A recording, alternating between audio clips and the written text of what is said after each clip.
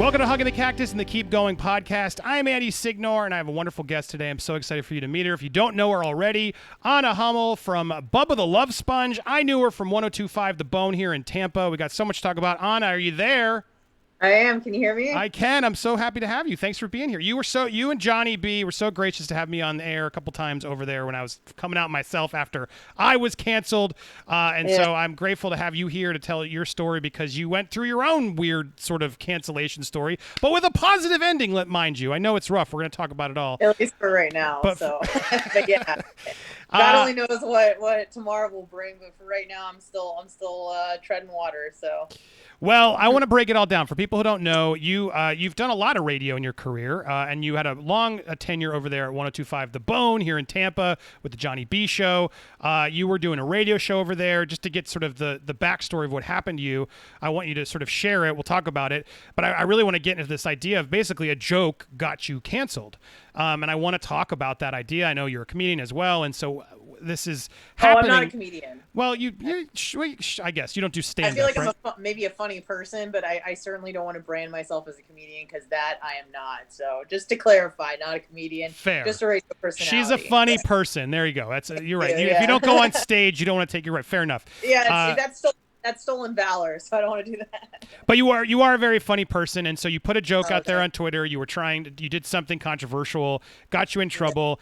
So let's go there. Let's talk about it right there. I mean, before we get there, let's learn a bit more about you. So tell me about your radio background, your hosting and comedy background. Tell us a little bit about it for people who maybe aren't familiar with you.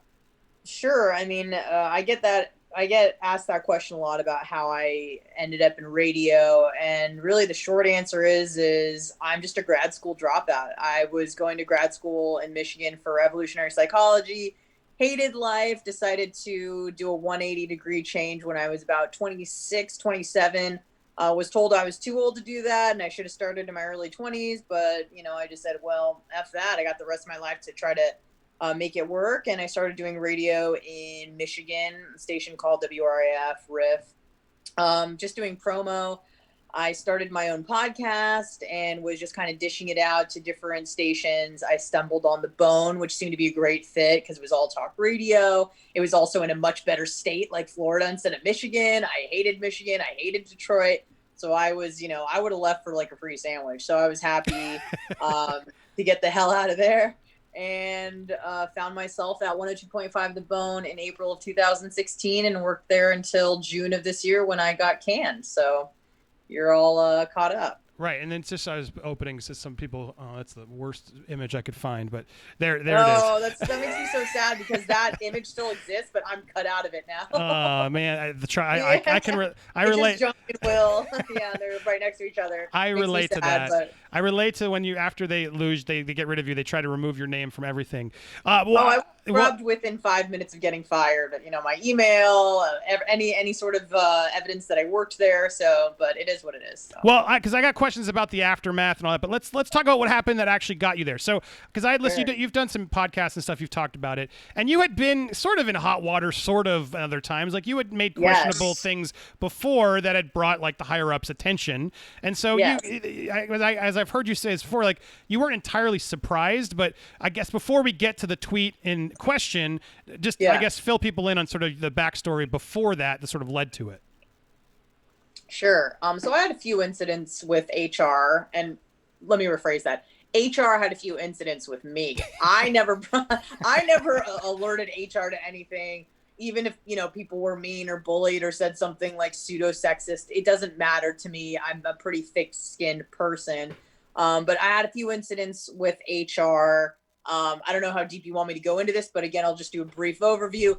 Last year, went to a comedy show in Orlando. One of my favorite stand-up comedians, Andrew Schultz, was performing. It was this legendary performance where during his set, a woman had a seizure. So as legendary sets go. It's pretty unforgettable. So I get home probably about 2 a.m. and in my dumb brain, I'm like, the world needs to know that I was at this performance. It's like going to the Siegfried and Roy show and someone gets eaten by a tiger. Like, you want people to know you were there. What's the point of social media, right? If you can't say you were there, yeah. Right. So I get on social media at 2 a.m., which is never a good idea to start making posts, to make sillies. And so I basically tell my followers that, I was at this show, this woman had a seizure. I did call her the B word. I don't know if I can say that, but I did call her the B word. Not like in a derogatory sense, but I call myself the B word. I'm like, this B, whatever. So I just kind of alerted everybody to the fact that I was there and that it was a great show. Now, people thought I was saying it was a great show because a woman had a seizure, when in actuality, I was just saying it was a great show despite the fact that a woman had a seizure. But you know how social media is and the game of telephone goes. And as you know, with Instagram, when you put something in your story, it circulates for 24 hours before it automatically deletes itself. So it was probably in like the 23rd hour. And then someone made a comment on Facebook. And someone said something to me like, you're a horrible person. I just went like, F off, like, get out of here. Bye-bye.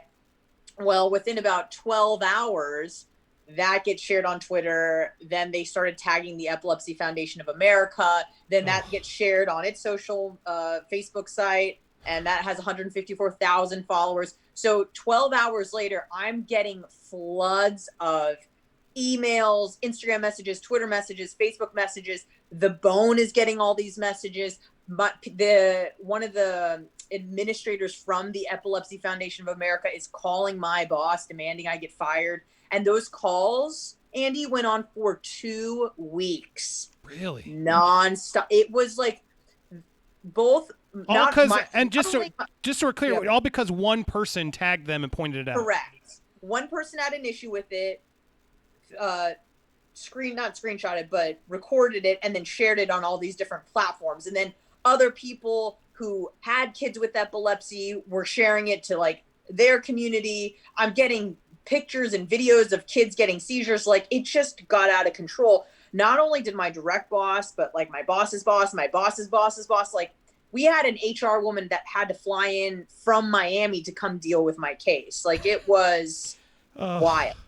And it's so silly because look, they really are. I get it. They're in a place, right, where they're being sensitive, obviously, given the fact that they have kids with epilepsy, and it's something that probably triggers them. I get it.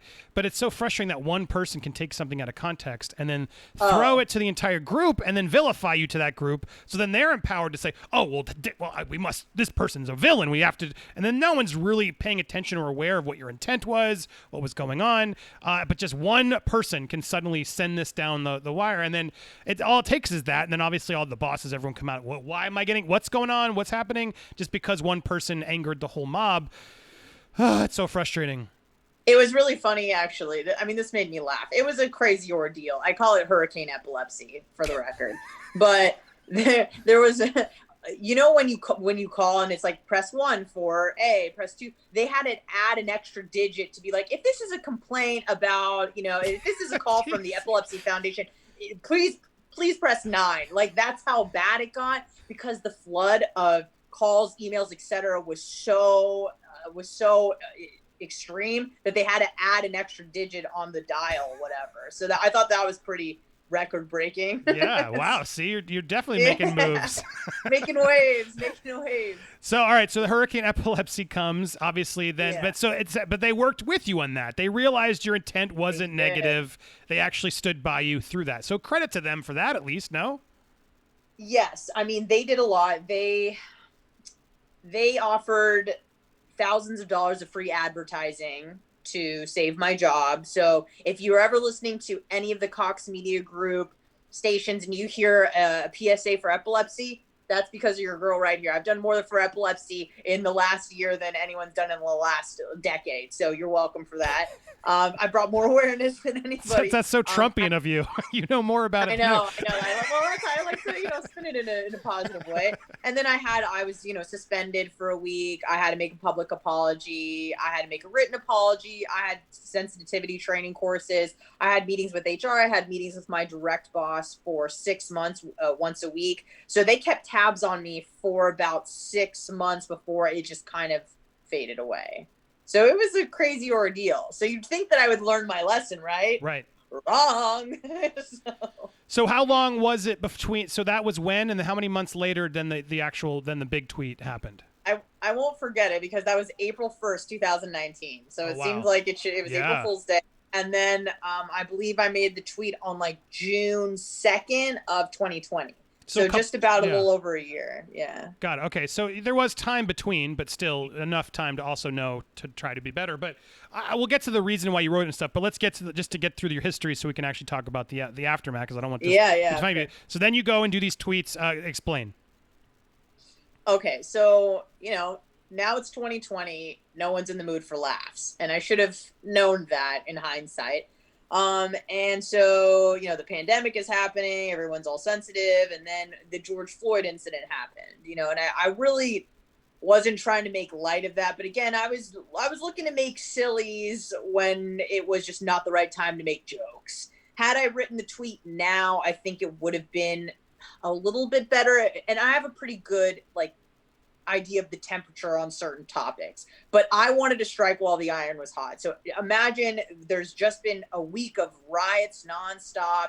Everyone's going crazy. Part of the toxicology report comes out on George Floyd, says that he has the Rona. Okay. Yeah. So here I am in my brain. I'm like, oh, perfect. We can fuse these two ideas together and I'm going to make this epic tweet that will, and that was the tweet that got me fired. But basically I said, and this isn't verbatim, but, to the effect of, if they try to pin this death, meaning George Floyd's death, on Rona, because it had just come out that he, in fact, did have Rona. Yeah. I said, if they try to pin this as a Rona death, I'm going to loot myself. Because at the time, stories were coming out that people were getting, dying in car accidents. And because they had Rona, they were counting that as a Rona death.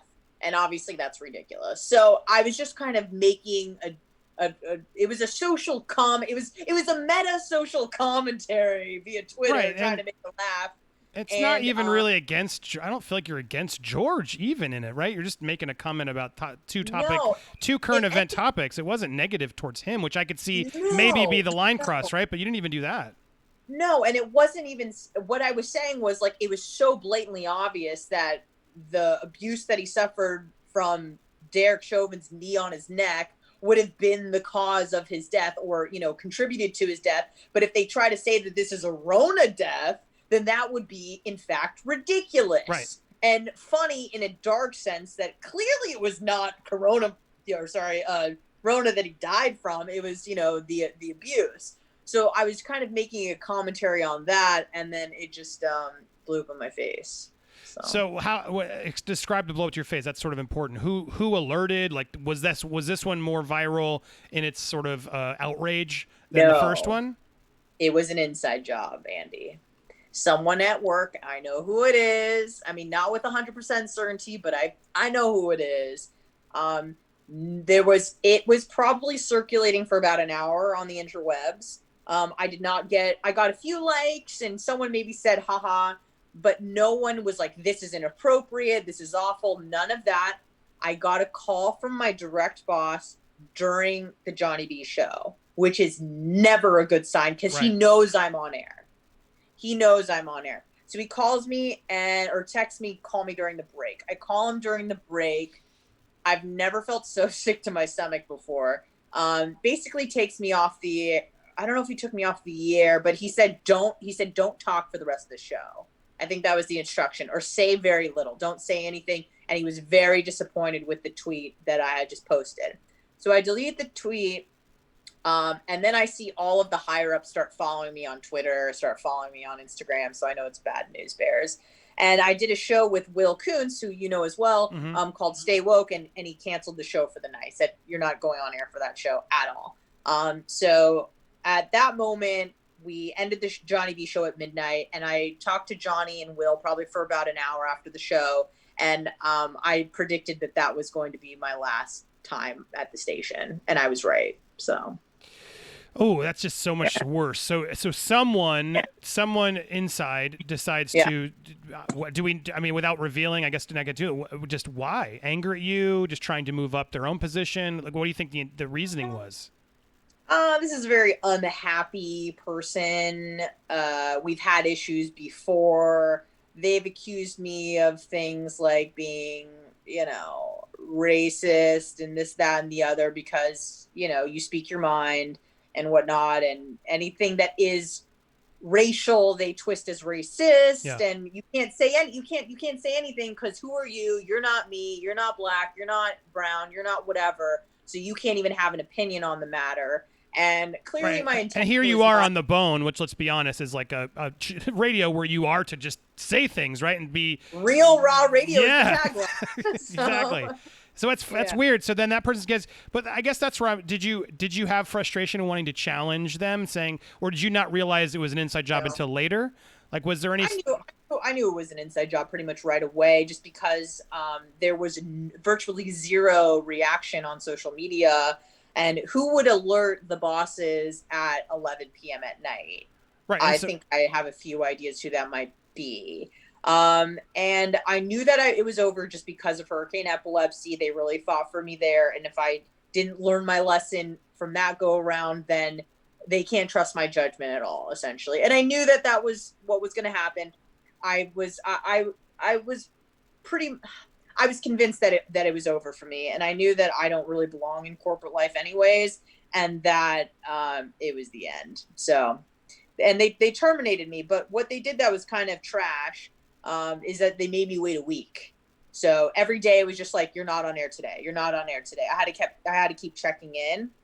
And then a week later, they fired me. So it would have been much better if they just fired me the next day, but they made me sweat it out. And what they were doing is they were trying to get a hold of someone from HR because she needed to be present as well when they fired me via Zoom. So that was fun. So the worst.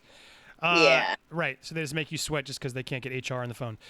Yeah. So, and then, so so interesting. So you sort of just took it. There wasn't like sort of an anger of like, well, this is my job to say things like this on this channel. Like I was being raw. Why are you using this against me when no one even complained? Just one person who has a vendetta against me and you guys are going to, there was no feel to try and like fight back. At that point, you become aware of like how hot the temperature was surrounding the issue and them being, we're Real Raw Radio, but they're corporate. And also on top of that, they need to adjust to the times. And they told us that, you need to be sensitive, please be sensitive. And my boss had called me the week before and said, these are things we need to kind of stay away from. These are things that we can talk about. But me, again, I've never gotten in trouble for anything I've said on air. So this was all just my personal social media. So you feel like you have a little bit more freedom because it's like, this is my page. I'm not saying this on the airwaves, but honestly, that's actually kind of worse because it lives there and it sits there and you don't have context. So people can look at that. They don't get it's a joke. They think it's in bad taste, whereas on the air, it's a fleeting moment, or you can kind of explain yourself, or the people that are tuning in like you and that's why they're listening to you. But on Twitter, anybody can read it and judge you when they know nothing about you. So right. I mean, and to be honestly, right. Sometimes you guys are on so late, there may not be as many people listening that may actually see it on Twitter, right? So you're right. So I'm sure you've probably gotten away with saying things on air, and you're like, "Oof, thank God no one caught it." And then meanwhile, Twitter, it's forever. So it's like, they can literally do a keyword search for certain words, and just try to. That's what they've been doing, which is insane. I'm just curious though. Now with some time since then, we were talking about this before. Do you still feel like apologetic or regret, or have you? Because I know in my own case, there was anger, but then there was apologies, right? And then the more and more I sat with it and realized what they did and what they took from me, and erased my name, and then continued to make my shows without me, and like try to play like I didn't. Like more and more, I realized. No, screw you guys. Like, what the hell? Like, sure, I made some mistakes, but what you did was insane. Have you come around yet to sort of feel anger about and not any, remorse for it? Or do you feel remorse for the words you said? Do you regret the joke? As I guess the short answer of what I'm trying to ask you. No, not at all. Not at all. I mean, you regret it in the moment because of what you lost, not because it was a moral indiscretion. I was remorseful because I wasn't remorseful. I was regretful. Does that make sense? Yeah, because totally. I was like, I regret losing my job But a week later, I was employed by the rival radio station, and it all worked out for the better. I make more money. I have better hours. It's a much better. Yep, there. There, go Bubba Army. So now I'm working. I mean, I'm not going to dig deep into Tampa radio drama, but this is basically Yes. the last place you want to end up after the bone in terms of trying to keep the network that you built up. At least I built up for 4 years. It was all over once I put that shirt on. So, yeah. Yeah, I guess even now, I mean, you made me think about that. Right now that I've associated with you on air, I'm screwed too. But whatever. But yeah, for those that don't know, Mike Culta's in the morning, and he and Bubba have had. There's just a. Yeah, you cannot take a. If you take a side in those, it's like a whole thing. And I honestly, I don't know enough about it. Mike has reached out to me. He's nice. I've never heard from Bubba. I'm nice to whoever talks to me. That's how it should be, or until they screw me personally. But yes, Bubba is. But Bubba is known. Bubba is known, and Bubba has his own sort of cancellation stories and issues that people sort of. Some people frown on him. I've heard a lot of weird things about Bubba. I've heard really respectful things. I've heard some, don't work with him things. But I'm not one who judges somebody until I meet them. But regardless of whatever people say, he's popular, right? He's successful right now. He's got a big audience. People know who he is. So it is an uptick from the bone. No offense to Johnny and everybody else who are awesome. But yeah, so I mean. That happened pretty quick. So that was pretty. So you did manage to find 1 week, yeah. How did that happen? Did they reach out to you? Were you sort of looking right away? So I was in contact with Seth Kushner, who is the co-host on the Bubba the Love Sponge show. He used to work with Drew Garabo on Drew Garabo Live. He had been with Cox Media for about 19 years, I think, and he had a pretty bad experience towards the end and left not on great terms. Started working for Bubba. I had communicated to him what was going on during the limbo week when they didn't fire me. I was off air. And, I'm not kidding. Probably an hour and a half before I was fired, he sent me a video of him and Bubba saying, hey, if you get fired, let me know. We'll try to work something out. An hour and a half later, I get fired. An hour later, I'm in a group chat with Bubba, and he's like, let's meet on Monday. So you know what it felt like, Andy, is that I felt like I rebounded so quickly. Like my boyfriend broke up with me and then I was dating someone else later that night. And there were so many emotions of like, I mean, I'd spent 4.5 years at the Bone, and Johnny and Will are like my family. I'm still very close with both of them. I love them dearly. That's good to hear, yeah. They had me being fired at all. Some of the best people I know. And so leaving them and not being able to be with them. And then all of a sudden I'm working for Bubba. And then I'm like, well, this whole network that I spent 4.5 years building up is going to be completely eradicated with one appearance on Bubba's show. So then you have to weigh that out. But then you go, well, what am I really getting from this whole network? It's like, are they giving me a job? No, Bubba is. And then it was like the lights clicked, and I said, all right, I'll be there. So I met with him and Seth and their executive producer, and in an undisclosed location where there were no cameras. And then we decided to try it out a couple days later. So I was fired on a Wednesday, and then the following Wednesday I was on air with Bubba. It was crazy fast. So yeah, wow. Well, congrats, because that's a good move. And you're right. Yeah. I think you made the right decision, because look, I know there's bad blood between those people and that the stations, but they fired you. Clearly, you're not getting back in there. They sort of it would be frustrating for anybody over there to sort of take that against you. You got to put food on the table. I feel like you're making a political move. You're trying to do what's best for you and make a living. Right. You didn't go out and like start dissing on Culta or anybody. You're just doing your thing. Yeah, I didn't choose to leave. I always remind them that whenever I get blowback, I'm like, I didn't choose to leave. You guys kicked me out, so I would have happily stayed. Right. So I mean, good to hear. I'm glad you're back on there. What is your stance though now in general in sort of 2020 and this cancel culture we've been through? Do you feel like you should have been canceled for the joke, or do you feel like even corporate sort of needs to chill out on these sort of jump to conclusions? Because I feel like what's scary about it is they rush to intent. And your joke, one person internally got upset who clearly had their own reasoning, right? It had nothing to do with offensiveness of the joke. It seems like there was clearly, if this is true, clearly there was just bad blood between you and a history. So they use their own sort of bias or feelings towards you to take you out and use a joke to cancel you, which proves, I think, why it's dangerous to do. What do you think of the state of this sort of world we live in, where one tweet your enemy can use against you to destroy your career. Oh, it's awful. I mean, there's what do they call it? Like social media mining, where people go deep into your history 10, 12 years and they try to find stuff and ruin your life, ruin your livelihood. As far as you said, intention, I don't think intention matters. I don't think they even take it into consideration, nor do they care. There are certain words and certain topics that you cannot talk about. Now, we can hopefully don't get into too hot water, but had I been a different color, let's say, and made that tweet, I don't think I would have gotten blowback. I don't think that I would have been canned if I were a Black person. Like, that's just my opinion. It's a speculation. I could be wrong, but I don't think that I am.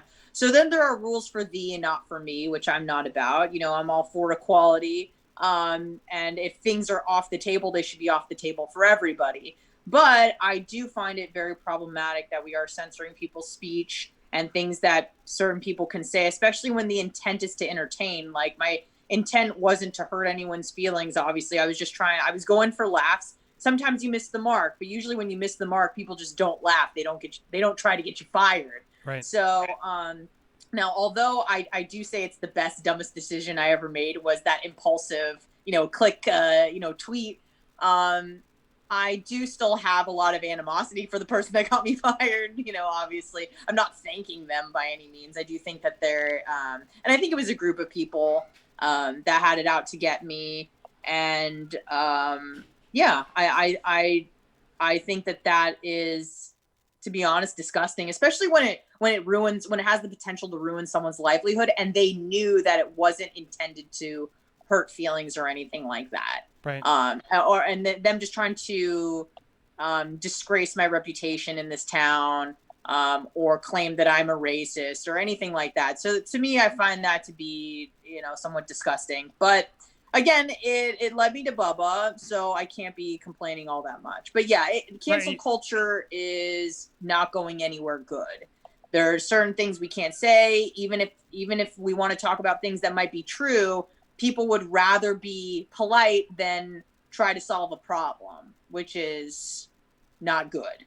So right, and you can't please the person who pushed you away, because I'm sure of course she went to Bubba, right? She's gonna now, that person, he or she will now just sort of assume that's due to his own political leanings, the way he goes, he's racist too, right? That's how they sort of just jump to those conclusions, even though they don't even know, or they're not correct. So it's a lose-lose, and it's just frustrating. We live in a society where those people now seem to have power to just wield it as they want. Mob has power. A mob should never have the power, and that's what's so scary. Do you talked about like Andrew Schulz and these people? I feel like there's so many comedians now where it's like the best ones just don't care, right? They say what they say, and they're not afraid of sort of those mobs. They build their audiences.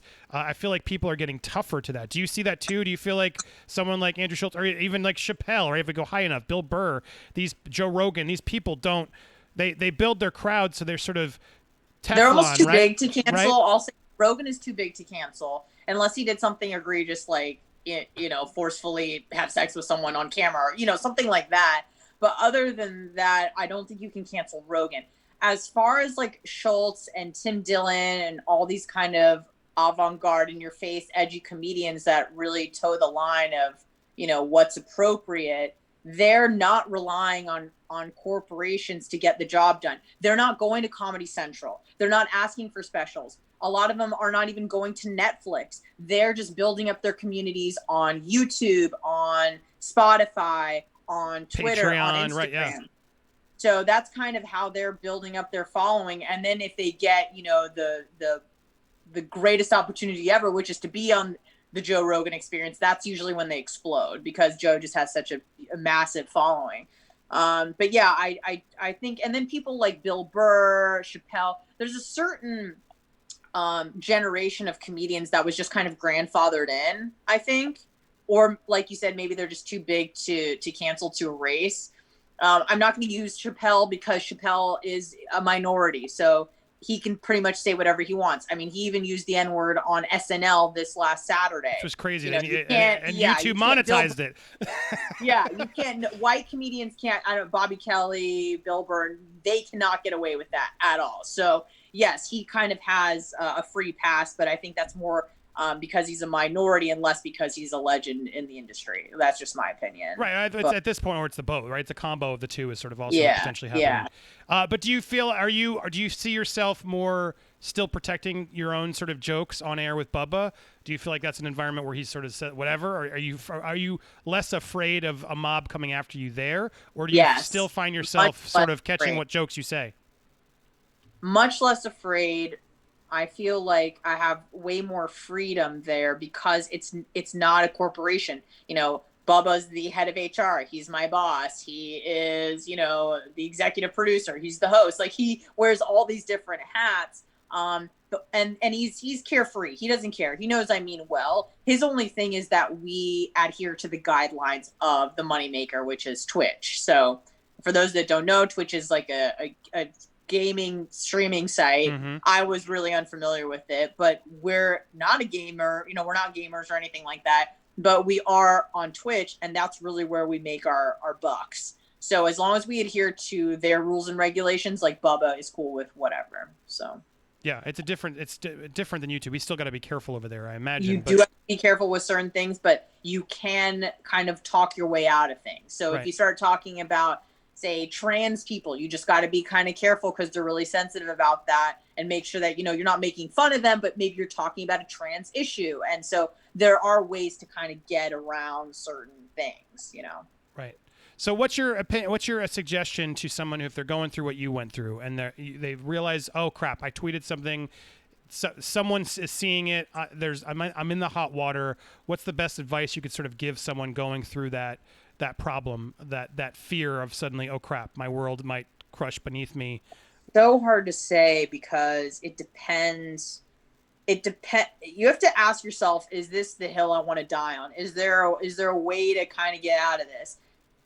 Again, it's not great for the future of society. So, for example, like Drew Brees, remember he said that thing about he would never kneel during the national anthem, which to me is like, you asked him, that's what he said, that's his opinion. It had nothing to do with Black Lives Matter. He just said, I'm not going to kneel during the anthem.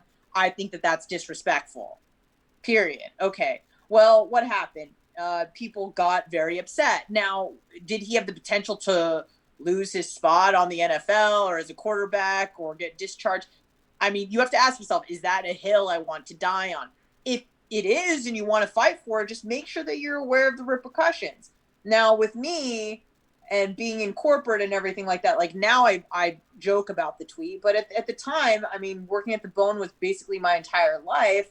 I was almost willing to do anything just to get my job back because I'm like, this joke isn't worth my job. You know, again, it's one of those things where you feel like it's a small concession to kowtow to the mob, but for your own personal well-being, sometimes that's the move that you need to make just so you can put food on the table, you know. And it's really sad that it's come down to that, but you have to ask yourself, is this the hill I want to die on? But maybe the right answer is don't apologize unless you really mean it. But again, you have to weigh it out and say, but I may lose my job. Like, do I have a family to feed? Thank God I don't have kids or a husband or anything like that. So it was just me. But, you know, had I had kids, I would be way more careful just in life in general, because I wouldn't want to put them and their future in jeopardy. So I know it's probably not a yes or no clean cut answer, but I mean, it's a complicated issue. So. No, I think it's a great answer. You're right. And I think that what hill are you willing to die in this hill is a great way to look at it. And honestly, people should look at that even before they tweet, right? I mean, you got to start thinking about that before you even better put it in the world. Is this something, I think we're so casual now about what we type on our phones and what we enter. We're just not even thinking anymore. And sometimes you got to pause and have that, put it in draft and then sleep on it and then see how you feel the next day. And then great. All right. You know what? I want this, where I can make this funnier. You know what? It's not funny enough. And that way you really can sort of put yourself out there. That even better to prevent yourself and second guessing yourself and go, could this be construed the wrong way? Maybe this isn't the right tweet at this time. Definitely important to ask yourself those questions before, potentially ruining your life. But we learn here, the reality is you can get canceled and you can lose your job over a tweet, over a joke. It is possible. Luckily, in Anna's case, she turned it into bigger and better things. So happy to hear that. Where can people find you? So they can find you over on Instagram, yes? Yes, Instagram, Twitter. I don't really use Facebook because it's been taken over by the boomers. So find me on Twitter and Instagram. I hate Facebook so much. At On Hummel Radio. It's true. Facebook is just a graveyard of boomers. I have no interest in being there anymore. So. I'm with you. And it's also just the amount of data they're stealing. I mean, they all do, but I feel like Facebook's even worse. The amount of data you give Facebook and for what you get in return is not worth giving Mark Zuckerberg all and I that don't money. need to see people having political debates in the comments. Like, that's not fun for me. No, you're not changing any. Yeah, that's their algorithm. I feel like they want to send you that weird uncle's post so you get angry, so you engage. They're just like, how do we trigger everybody? So yeah, so find her on Instagram, find her on Twitter. Go ahead. Sorry. Yeah, no, I said I saw The Social Dilemma. They're just fighting for your attention, and you're right. They're showing you things that are trying to provoke you so that you stay on their site for a longer amount of time. It's crazy because I read a story as we wrap up. It's like Netflix. Do you know who Netflix's biggest competitor is? No. Sleep. Like, how depressing is that? They're like, wow, how do we keep people awake longer so they watch more of our content? Oh my God. That's what you're up against. It's crazy. I don't doubt it. 100%. I agree with you. Wild. Well, Anna, thank you so much for being here and telling the story. It was a really fascinating conversation. Guys, go follow her over on Instagram. And if you haven't yet subscribed here to Hugging the Cactus, please do so. Thanks so much for watching, everybody. Click on these videos. Yeah, they're right there. Or you can hit that subscribe up top. Hey, Anna can't see them, but I can. So go watch more of these Keep Going podcasts. Lots of cool stuff. Thanks for watching, everybody.